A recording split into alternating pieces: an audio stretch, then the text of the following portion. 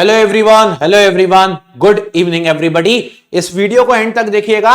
SSC ने पिछले 20 साल में ऐसा पहली बार करने जा रहा है। अगर हम बात करते हैं साल 2005 के बाद से, जब एसएससी ने प्रॉपर तरीके से अपने एग्जाम्स कंडक्ट करना स्टार्ट किए, एसएससी का कोई भी एग्जाम हो, कर्मचारी चयन आयोग का कोई भी एग्जाम हो, चाहे वो जूनियर इंजीनियर हो, चाहे वो सीजीएल का हो या कुछ भी हो, अगर आप एक इंजीनियर हैं तो आपको ये बात पता होनी चाहिए कि आज तक एसएससी ने कभी भी, एवरी ईयर एग्जाम जरूर हुए हैं, बट कभी भी एसएससी ने आज तक अपने किसी भी डिपार्टमेंट की वेटिंग लिस्ट को क्लियर या वेटिंग लिस्ट को जारी नहीं किया था। और हमेशा ये हो जाता था कि बच्चे एक दो नंबर से रह जाते थे। और आपको ये बात पता होनी चाहिए, अगर मैं जूनियर इंजीनियर की भी बात करता हूं तो बहुत सारे ऐसे स्टूडेंट्स होते थे जो लास्ट के डिपार्टमेंट्स को छोड़ देते थे। जैसे लास्ट टाइम भी हमने देखा, या मैं तो पिछले 10 साल से देख रहा हूं, लास्ट टाइम पे भी बच्चों को बीआरओ वगैरह मिलता था तो बच्चे लीव कर देते थे, और इवन बीआरओ ज्वाइन करने के बाद छोड़ देते थे, और बाकी के जो दूसरे एग्जाम्स हुआ करते थे वो क्रैक हो जाते थे तो उनको ज्वाइन कर देते।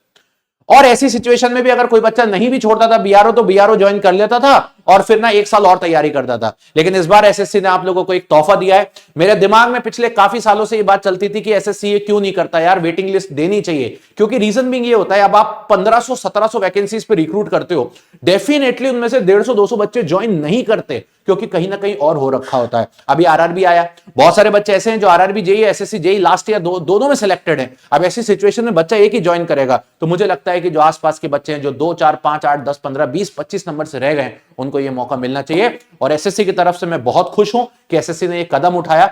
नो डाउट पिछले एक साल में एसएससी से बहुत गड़बड़ियां भी हुई हैं, लेकिन यह कदम इन्होंने जरूर अच्छा उठाया कि आप लोगों को वेटिंग के बारे में बताना स्टार्ट किया। तो आज ये न्यूज़पेपर की है, बदलाव से पद खाली नहीं रहेंगे, उम्मीदवारों को मिलेगा ज्यादा मौका और कंपटीशन हो जाएगा थोड़ा कम। ये न्यूज़पेपर की हेडलाइन है। और वेटिंग लिस्ट क्लियर होना बहुत इंपॉर्टेंट है, अच्छी बात है।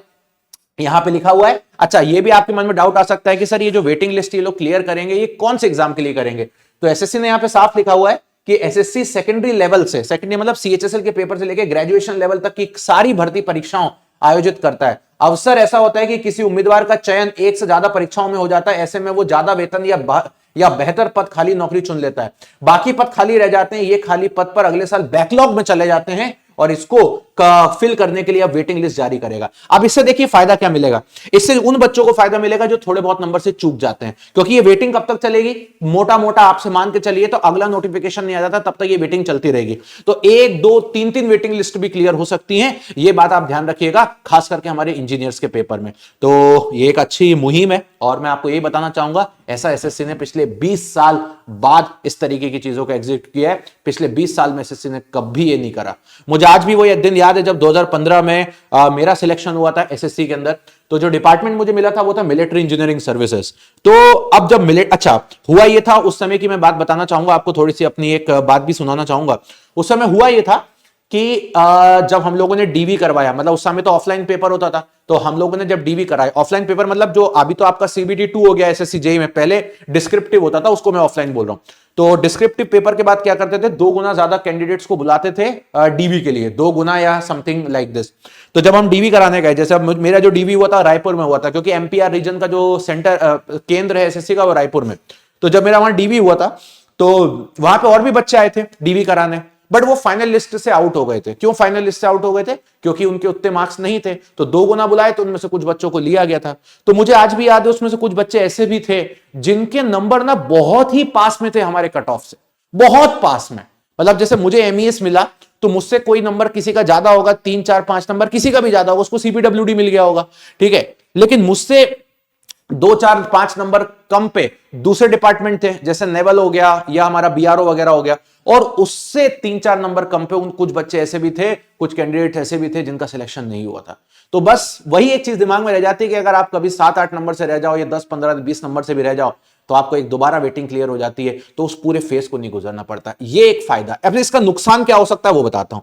नुकसान ये होता है इसका, जैसे क्या होता था, पहले एसएससी वेटिंग क्लियर नहीं करता था, तो जो पद खाली रह जाते थे वो डिपार्टमेंट सीधा नेक्स्ट ईयर की वैकेंसीज में ऐड कर देता था। अब क्या होगा, 6 महीने तक ये लोग वेटिंग लिस्ट क्लियर करेंगे, तो जो नेक्स्ट रिक्रूटमेंट साइकिल आएगी आपकी, उसमें आपको थोड़ा सा डिप देखने को मिलेगा वैकेंसी का। बहुत ज्यादा नहीं मिलेगा, हल्का फुल्का एक मामूली डिप देखने को आपको मिल सकता है। और ये डिप, मेजॉरिटी ये जो डिप आपको देखने को मिलेगा, ये उन डिपार्टमेंट्स में मिलेगा जो डिपार्टमेंट में बच्चे कम ज्वाइन करते हैं, जैसे बीआरओ वगैरह हो गया, इनमें थोड़ा बच्चों का इंटरेस्ट कम होता है, उन्हीं में मिलेगा। बाकी सीपीडब्ल्यूडी और एमईएस में आपको ये डिप देखने को नहीं मिलेगा, वहां पे हल्का फुल्का मिल सकता है। कुछ बच्चे ऐसे भी होते हैं जो जेई की तैयारी करते करते एई बन जाते हैं। सिविल में ज्यादातर ये होता है क्योंकि सिविल में एई की वैकेंसी ज्यादा आती हैं। तो ऐसी सिचुएशन में क्या होगा, अब बच्चा एई ज्वाइन कर लेता है, वो सोचता है मैं जेई क्यों ज्वाइन करूंगा, तो वो एई ज्वाइन कर लेता है, तो वो जेई की वैकेंसी को लीव कर देता है 1-2 महीने के अंदर अंदर। तो बस यही एक पूरी की पूरी कहानी है। चैनल को सब्सक्राइब कर लीजिएगा, सेशन को लाइक कर लीजिएगा और वीडियो के नीचे जरूर बताइएगा कि आपको ये बात कैसी लगी और इस पर एक अपनी टिप्पणी भी जरूर दीजिएगा। So thank you so much guys, bye bye, take care and love you everybody.